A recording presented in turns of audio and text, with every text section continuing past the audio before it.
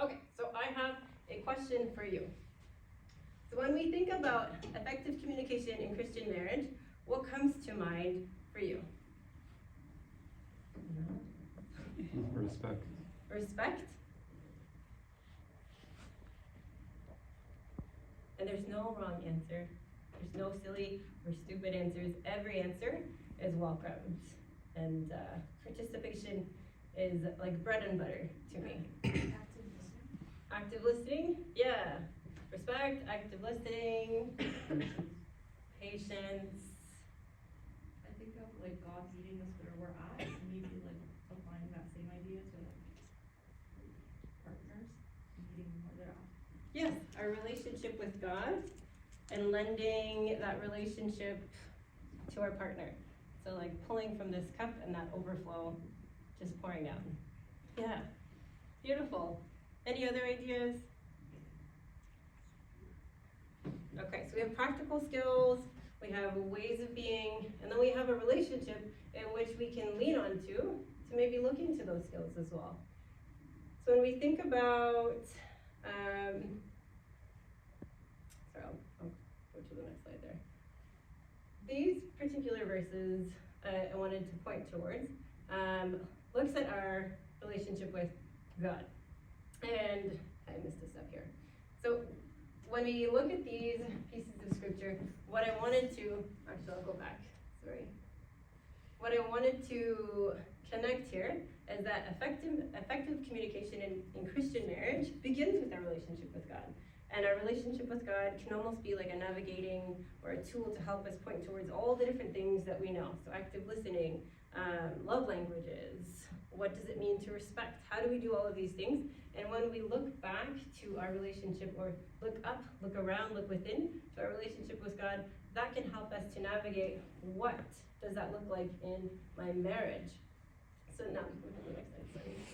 So these particular verses I picked out, and these verses pressed upon me to see how God wants us to be with each other and how he wants us to be in marriage. So Ephesians 4:32, 5, 1 to 2, and 21. And a few words that stick out here are being kind, compassionate, forgiving, imitators of God, loving, sacrificial, submitting, in the fear of God. So when we embody these pieces, or when we know about these pieces, a deep knowing in being with and in connecting with, this is something that we have been given as Christians to know and to understand. And that is what we're thinking about when we think of the foundation of marriage.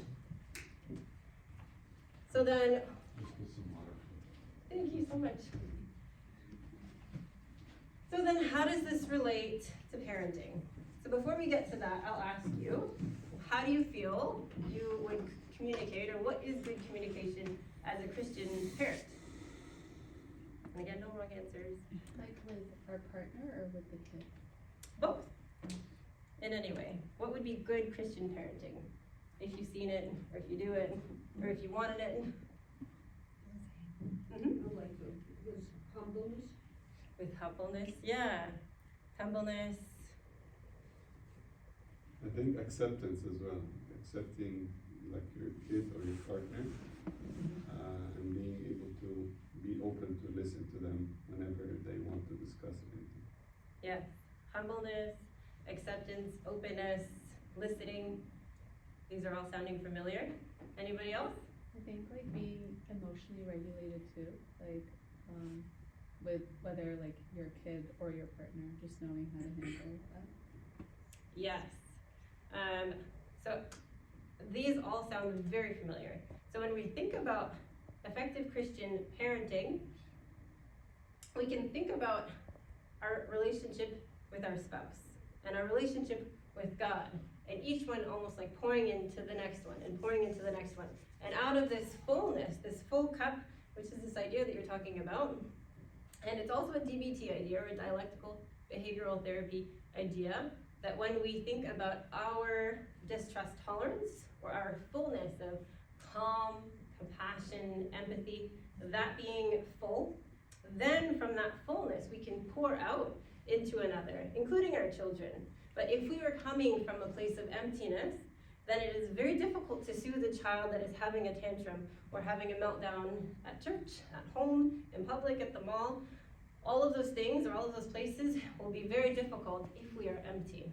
So communication as Christian parents is very similar to all of the principles that we've talked about as Christian individuals, and then individuals that marry into the Christian faith. So pouring and pouring is this idea that we're looking at. Okay, so we have an image here for you that depicts this hierarchy that we're thinking of and principle in Christian marriage. So what this means is that when we look to God for all things, He is first, then He directs our marriage, which will then direct our parenting, and then directs our work, extended family, and life. And this essentially can help us to prioritize pieces in our life in a way that create a flow out of God and into the next, and help with decision-making process. Any questions so far? Okay, so I want you to hold this framework in mind as we move forward into combining or integrating a framework from a therapy model.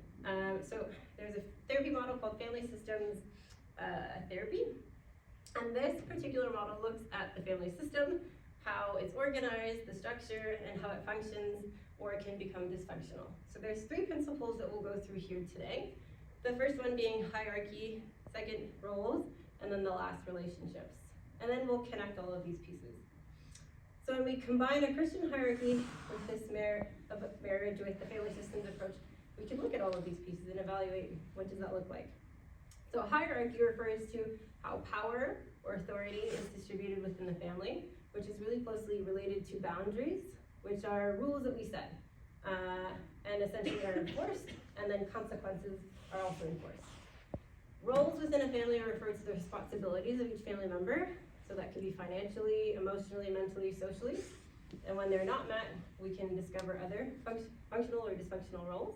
And the relationship refers to the connection of any 2 members of a system. All 3 aspects are connected and impacted by the other. There's no, I'll say this maybe many times throughout today, there's no one right way to do family. No one right way. What is helpful for your neighbor might be unhelpful for you. So the way that one family is organized, and that might be even true for you as a family, might not be helpful in the next season of your life, or for your sister or your brother. So I don't want us to necessarily be looking at these tools and comparing, but rather looking inwards to your own family and to your own styles of parenting and maybe how you were parented, and evaluate based on the season that you're in now of parenting. So how old are your children? What are the resources that are available to you? What is effective or will be the most effective for me now? Okay, any questions before we move forward? Okay, so in the next few slides, I'm going to be showing you how some families could be organized according to these 3 principles. Okay, so looking at hierarchy, this picture depicts a family whose hierarchy has parents at the top, which we would call one subunit within the family unit, and then children at the bottom, which would be another subunit. Families can be organized into units. So we have the parental unit, the child unit, maybe one parent, one child unit, and so on. So this means for this family is that we're looking at a top-down hierarchical approach. The parents are the ones that are in charge of the rules and the boundaries being set in the family, and enforcing those boundaries, those rules, and consequences. And the children are the ones that are following those rules. They're the ones that are accepting the consequences and living and abiding by them. What does that mean to set a boundary? So has anybody heard of Dr. Becky Goodinside? Yeah. Yes, okay. So she talks a little bit about boundaries. So she says the main difference between setting a boundary is not the things that we say, but it's the things that we do. So when we say, don't do that, don't do it, I said don't do it, and that child does whatever we said don't do, that is not setting a boundary. But rather, when we say don't do that, and they continue to move towards whatever it is. And then you say, if you do that, I will get up and put myself in the way of you and your sister so that you cannot hurt them. And if you get up, put yourself in the middle of that person and the other, that is the boundary that you have set. But without the action, our words are setting a different set of rules, and they are setting implicit rules that maybe when mom talks, she just gets really, really loud, but she doesn't actually move unless you get her really, really mad. And there's certain things that will get mom to move that make her really, really mad. But this isn't one of them. Is that making sense so far? Okay. All right, so one last thing here about hierarchy is that we could potentially, if we had a child in the middle, here, let me move this one. Right in the middle here, say we had a child that was 10 years older or 5 years older, and then we had a child that was a lot younger, we might potentially move that child up into the hierarchy so that they're following our rules, but also helping to instill order with their younger siblings. So that hierarchy might have that first child in the middle, so you now have 3 levels of hierarchy. Okay, moving on to relationships. So relationship here is, this family depicts a relationship where mom and this child are very close, almost enmeshed meaning that they are so close that their sense of individuality are not quite there, and it's a sense of oneness. So we move together kind of like myself and my shadow, whereas disengagement or a lack of closeness would be so much independence that there is no relationship. So that's the spectrum that we're looking at that I'll get to in the next slide. So mom and one child would be very close and disconnected from dad and his 2 children here. So it's depicting essentially their relationship. There can be lots of different reasons why the relationship is like this, and all of the tools that we will talk about in today's session can help us ask the questions as to why does my family arrangement look like this, and if I wanted it to change, what could we begin to do? What are some steps that we can take? One last thing to note here, too much enmeshment or disengagement can be caused by a lack of boundaries or too many boundaries, unclear or undefined roles. If we go one slide over to the matrix. Has anybody seen this matrix before? So this is part of the family systems model. This describes both the level of closeness that we have in a family and how we organize ourselves as a family. So the amount of rules that we have, and this will get impacted by the value system that we have, which can typically come from our culture. So if we have cultures that really value tradition, hierarchy, structure, then this is really small, so I apologize. Okay. Down here, it says rigid, then there's structured, flexible, up top chaotic. So this axis here is describing essentially the boundaries, the hierarchy of the family. How many rules are there? A family that is very chaotic at the top has no rules. You do whatever you want. Come, go, I don't care. Do whatever you want, very chaotic. A family on the bottom here, very rigid. So you come in by 10 o'clock, you don't come by 10 o'clock, you do not come into the house. That's it. And by 9:59, mom is waiting by the door, ready to lock it.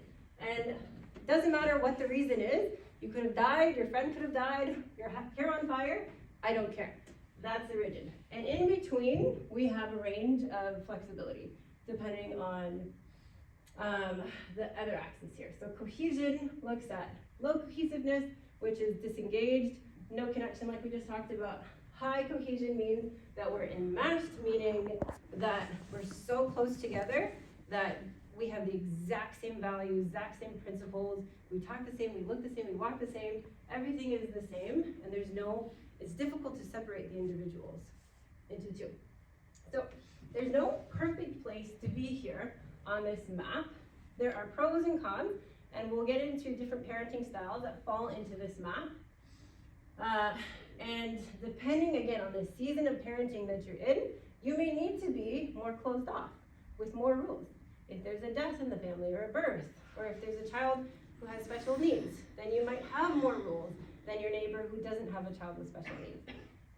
If you have a different season of life, you might need to be more flexible. You might not have the resources available to do all the things that you wanted to do. So keeping those pieces in mind, and the last piece here is that ideally the purple area is where we want to aim towards, if it's feasible for our family. Being on the outskirts, so blue or orange.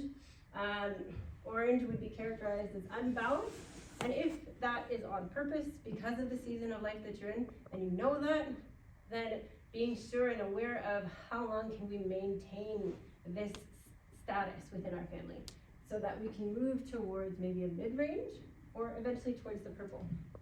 Questions about that? This is a lot of information, but we'll come back to these ideas multiple times. But any questions so far? I'm just curious, what's on the outside, the orange? So the orange would be the unbalanced range, so where you're rigidly disengaged. So that would be somebody that has all the rules, all the consequences all the time, but they're not present with you. So they don't have the relationship or the rapport with you to have, and they have a lot of rules. Does that make sense? Over here we have rigidly enmeshed, so somebody who's a lot of rules and they're very close. Up top, chaotically disengaged, meaning that they have no rules and they're not present, and then chaotically enmeshed, no rules, and very, very close. Okay, and we'll talk about parenting styles in a few minutes, and we'll see where they fall into this matrix based on the parenting style.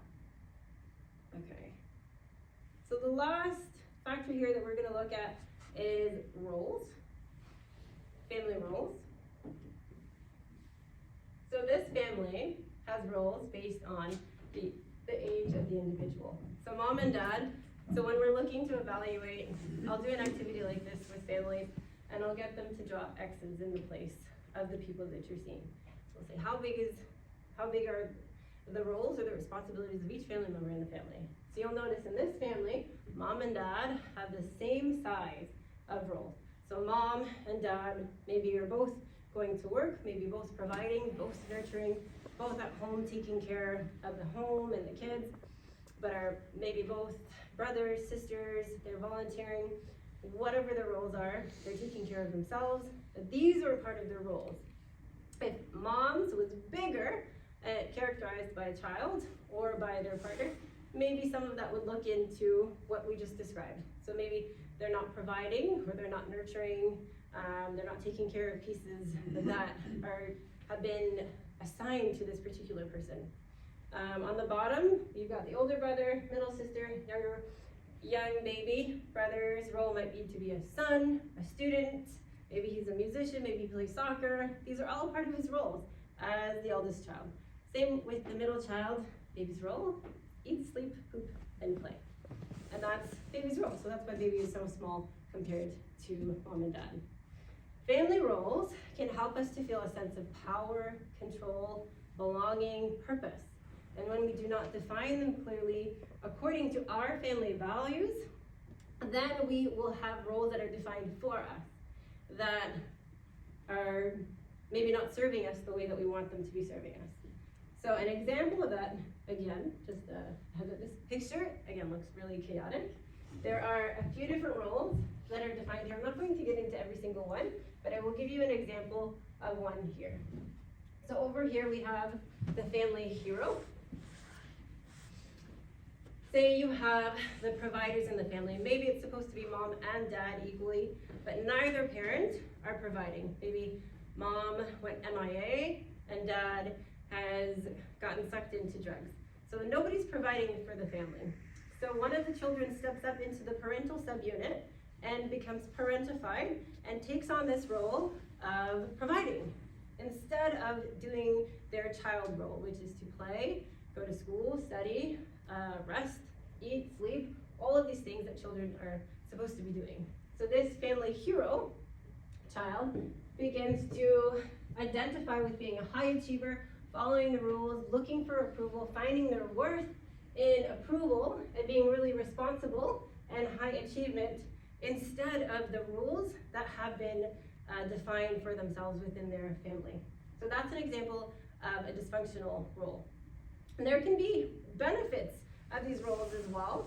Sometimes the idea or the key with the role that has been defined or part of us that gets developed is what is the motivation behind it? And the motivation behind this person who's a family hero is to find a sense of worthiness and belonging and purpose in the family out of achieving, out of providing, instead of I belong because I'm a part of your family.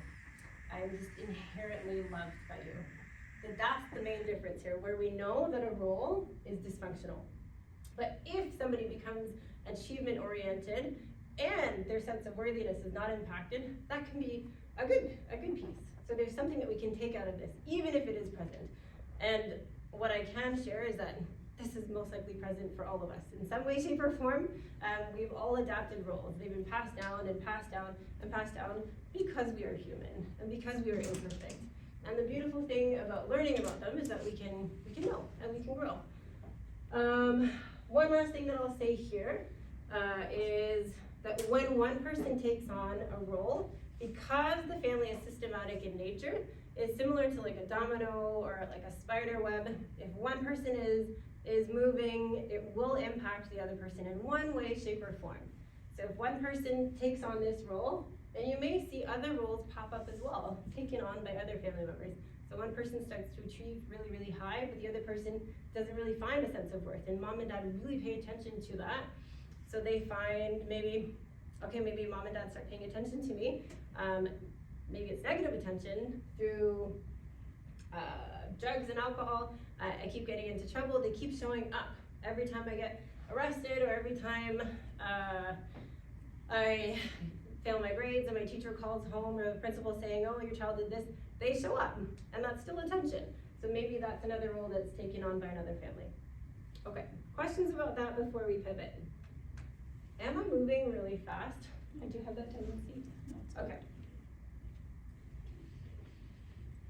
Alrighty, so I'm gonna pivot here and talk about the last factor, or one last factor. There's many factors, but I'm just focusing on a few today that can impact our family system, and it can be our individual communication styles.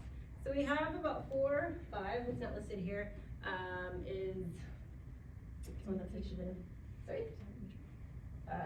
manipulation, thank you. Manipulation, which is a part of passive aggressiveness. So when we think about communication styles, what's important is just knowing what is our default, what are the communication styles that we grew up with as children and that we use now. And there's no wrong way to communicate. Each can be helpful and effective in different scenarios. The most effective style of communication would be assertiveness, but it is often the most least used style of communication. Assertive communication would sound like an I statement, which is I'm with a feeling maybe angry, and the reason why, followed by the request. I'm feeling angry that you didn't spend time with me this week, and I want more one-on-one time with you. That is an assertive statement that says, I feel whatever the feeling is for the reason and the request. It reduces the amount of blame, which reduces defensiveness and attacking back and forth, and can stop that cycle from happening back and forth. Okay, so again, the piece to take out of this is just being able to notice what style of communications are being used at home and what are the impacts that are being had on my family members, the people that I care about. Alrighty, okay, so I'm gonna show you a video, and it focuses on 5 parenting styles. And what I want to invite you to tune into is all the information. So just to recap, we talked about hierarchies, we talked about relationships and roles within family and communication styles, and then we looked at that matrix. And what I want you to tune into is all of the different parenting styles and what you feel you may identify with. Anyone. And you don't have to share that out loud. You can take note of it, discuss it at home. You can share if you feel comfortable to. And then you can also think about the style the season of parenting that you're in. Again, that can be related to the developmental stage, the resources available, what's happening at work, with family, physical health, all of these things, and how effective the style of parenting you're using is. Okay.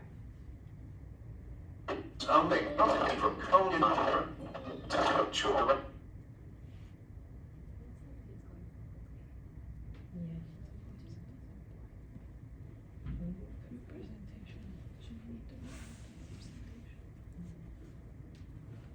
Modes of being society. That's great. That's playing too fast for you guys, right? Yeah. I wonder.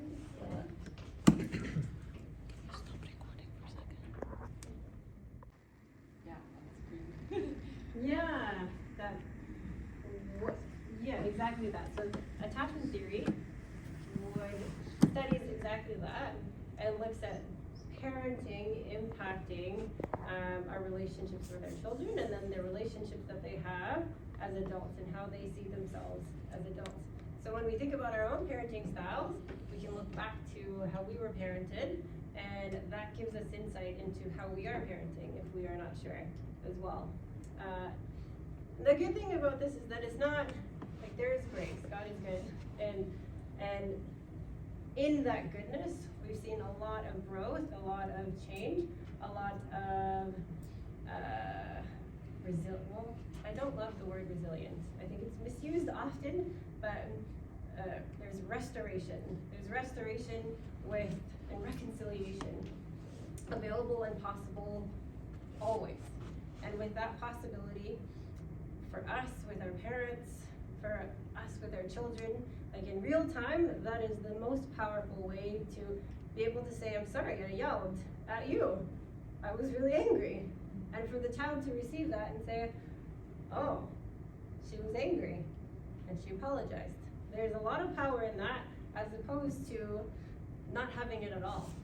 And for a parent to come back years later, there's also a lot of beauty and power in that too. I'm so sorry I yelled at you always when I was doing your hair.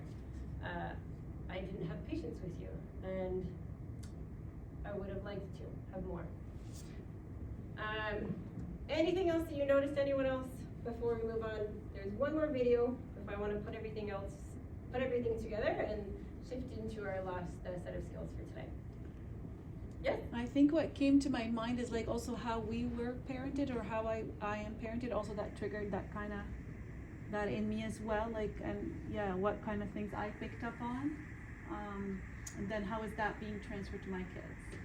So I feel like, yeah, as I'm learning about my parenting style for my own kids, I wonder just also with the generation before me, how was that done with me as well? Yes, exactly. So when we think about the attachment theory, and when we notice the information that's available to us now, and not just the information, but the acceptance and the permission and this wave of change that has come with mental health and with parenting specifically, that was not present like 10 years ago, 20 years ago during our parents' age. So when they hear the things that we are learning about, and my parents here and many parents that I speak with that are the generation before me, they say, we didn't have this. How was I supposed to know? And that's true. How are you supposed to know something that you don't know? And there is a lot of grace in that. And two things are true. We'll come to this dialectic or this DBT piece that two things can be true. Yes? I just have a question. Is the parenting style a skill that you learn, or is it part of your personality that you use and just comes out? Yeah, I think it can be both. I think you can have a naturally calm, collected demeanor, or you can be naturally more outgoing and nurturing. And these are things that are put into us and how we were created. And we can learn to do things that do not come natural to us. We can learn to do things that are required of us, even if we don't like it and we're not good at them. So both, I think. Thank you. Anyone else? Okay, so one last video. This one's a lot shorter. I'll play it here. And what I want you to tune into here, this is where we start blending this context about blended families. This video is about blended families, so what I want you to tune into is what we've talked about with hierarchy, roles, and relationships, and how this applies with blended families. Ill, doubt, and isolation tore love apart. One love and one home became two. In another part of the world, a loving marriage welcomed two beautiful children. Life and love for this couple went along as they hoped, and they too were living the dream. Until mom became ill. Bad became worse, and worse ended the dream. Courageously, Dad strove to pick up the pieces and help his grieving children carry on. And together, they did. Until one day when this lady met this fellow. Wait, where have I heard that before? Oh well. One thing led to another, and a new dream for a new home was born. Yes, they knew there would be challenges merging homes, extended families, parenting strategies, finances, loss experiences, and holiday traditions, but they were confident that love would see them through. With hearts full of hope, they married. In the meantime, this guy, remember him? Announced that he and his girlfriend were getting married. They too had a dream for a new home. Okay, let's recap, shall we? What started out as two simple homes with 4 parents and 5 kids became 3 homes with 3 parents and 5 kids. And then became 2 homes with 2 parents, 2 step-parents, 5 children, 5 stepchildren, and the living memory of a deceased mother. And 5 sets of grandparents, dozens of cousins, uncles, and aunts, colliding family traditions, kids with divided loyalties, a home with 5 children on some days and only 2 the next, 2 bedtimes, differing parenting styles, conflict between homes, death in the past, questions about whether this marriage will last, and 4 adults who quickly realize that their simple dream to recreate their dream home has instead created a multi-household family that is not simple at all, but complex. Love and hope has brought these families. Okay, so what stood out to you in this video? Half, and how many are coming from a nuclear family? Okay, so yeah, half. Yeah, so what, may I ask your name, sorry? Raph, what was typical of that, or like accurate? Obviously, just about everything. The whole, holidays, extended families, different cultures, it's time scheduling, everything about it. But yeah, that's it. Complex. Very. So what's already complex is 2 different people with different personalities, different values, beliefs, or well, sometimes similar beliefs, but 2 different people coming together, and now you're adding in more people to that dynamic when it's a blended family or a step family, and even more complexity with more people involved. So when we think about this hierarchy that we've talked about, the hierarchy, the roles, the relationships, what sticks out to you in that? Is there anything there that sticks out to you that you notice, that you're wondering? Well, the hierarchy, as you explained it in like those first slides, becomes so much more complicated because now you've still got those initial 2 parents, right? But now you have step parents and you have children that are sometimes there and sometimes not. So where that middle spot was, sometimes comes and goes too. So you have like fluctuating hierarchy too. Yes. So what does the hierarchy look like for a blended family? So I was thinking about the shape, when you showed the triangle, I was like, hold on, wait, now the shape is more like, Yeah. it's not, yeah, so it's not a triangle. there is a lack of breadth of research with blended families. But a lot of scholars talk about putting the biological parent first. So what we have done is almost like a Venn diagram. We've created a hierarchy that puts all of these pieces together. So if we still keep our Christian hierarchy in mind, with God first, and then marriage, and then kids, what this would look like is, so you have your 2 parents in the middle that are married or together, and maybe they have a child in the middle that is biologically theirs, and this middle triangle would represent their family unit. But say they're both coming in with a parent, or perhaps one parent is deceased, What we would be looking at is this is an extended family unit with a child belonging to both, and this child belonging to both units there. But when we're looking at decision making, it's a similar process that it would go God, marriage, biological parents, and then kids. So when we're looking at this framework in a Christian marriage, this means that when you come to your spouse first with the Spirit of God and sacrifice, kindness, grace, then there will be a spirit uniting and lending for understanding, for decision making that occurs for a child that is not biologically your own, even though they belong to your family unit. So two things are true here, that your judgment and opinion matters as a step parent and spouse, and the judgment of the child's biological competent and capable parent has also been designed by God to be the best for their own child. What does this mean in practicality? That it requires a lot of work, a lot of collaboration, communication, intentionality, which, if you keep the hierarchy of marriage in mind, begins with God first. I know I'm saying that and like tying a nice little bow on it, but none of what I'm saying is easy or simple. And there's so many nuances that are so specific from family to family and situation to situation. And when I talk about intentionality, what that means is being able to carve out time ahead of these situations that are occurring or that you can anticipate will cause tension and discussing them. So the last thing that I want to do with you today is introduce a set of skills that can help you, a tool that can help you regarding the type of family that you're in to have some of these discussions, to begin some of these discussions. So this is coming from a model of therapy called DBT, or dialectical behavioral therapy. Anybody heard of this before? Okay, cool. This model of therapy was designed for bipolar disorder originally, borderline personality disorder, and it works really well with many, many different diagnoses. You'll notice that these worksheets are tailored towards adolescents, but you can interchange the word adolescent for child, adult, youth, and the principles still apply.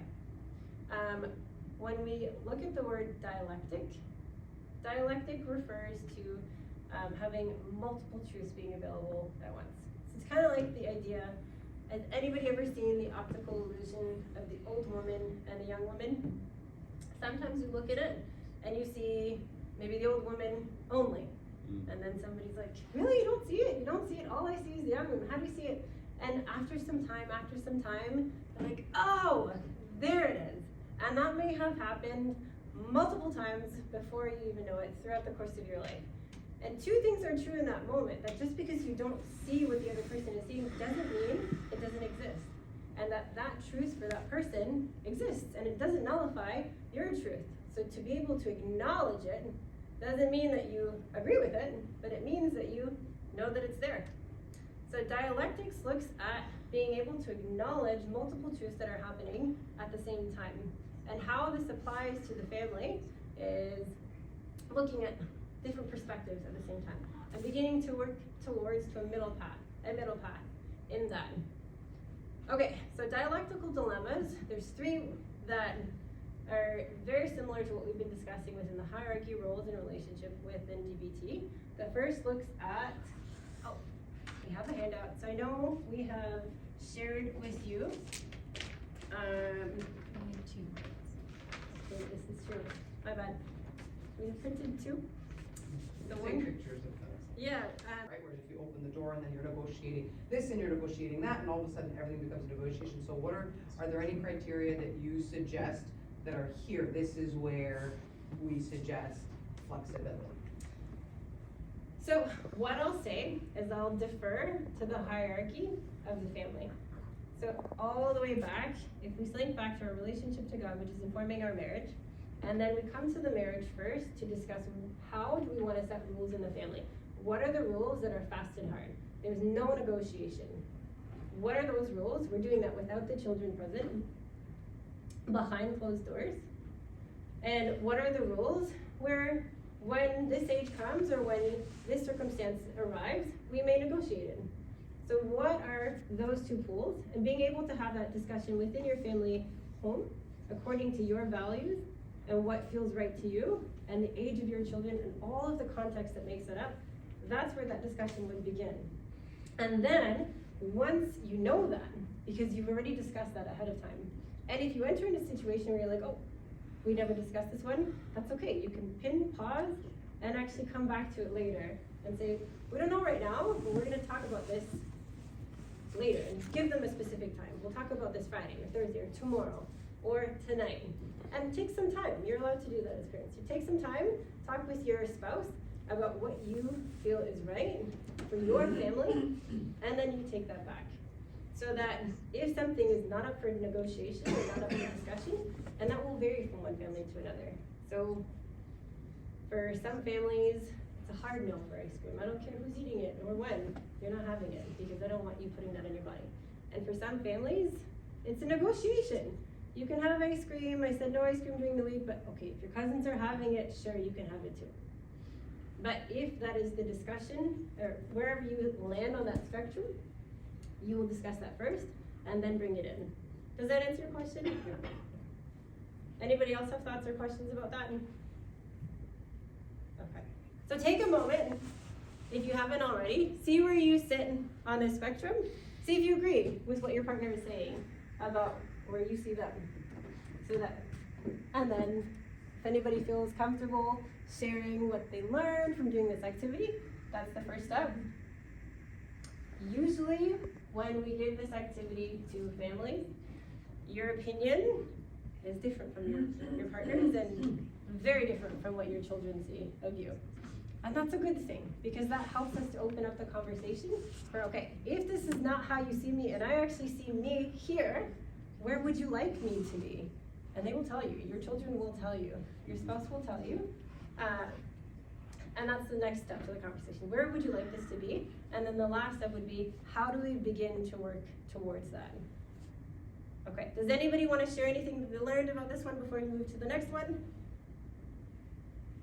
Okay, so we're moving on. Second dilemma is independence. So this is looking at that piece around closeness. So forcing independence would be neglectful, like that neglectful parent that we looked at in the video. Fostering dependence would be like that helicopter parent that we looked at in the video. And again, each have their strengths, each have their times.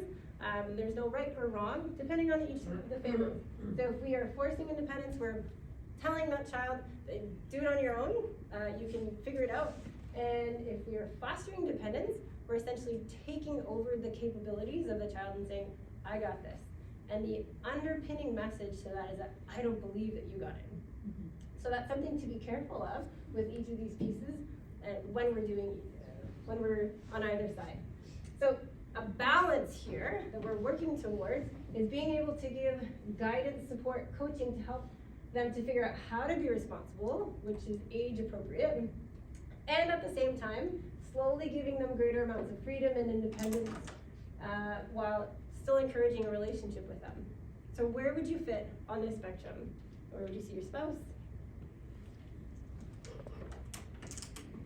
That's questions? Okay. Any questions about this before we move on to the last one? Okay, last one looks at problem behaviors. And this one's fun because, again, similar things apply. What is problematic is defined from one culture, family system to another, and one developmental stage to another. So on one hand, we're making light of problem behaviors. We're saying, my child isn't speaking, they're 5 years old. No, she's just nervous.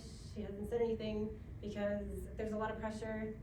I'm making too much of typical adolescent behavior. She wants to spend all her time with her friends. She never wants to stay at home. It's too much. She doesn't want to be at home with us. She doesn't like us anymore. So figuring out, well, what is the normal behavior? Normal behavior for your family, your values, what you feel is effective and right, and what is accustomed to healthy development.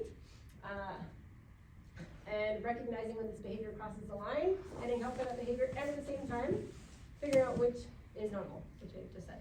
Okay, end of the spectrum, we would be over here on the other end, And same sort of activity, you can check out with your spouse, your partner, where you'd be. Any questions about this before we move on to our final few slides?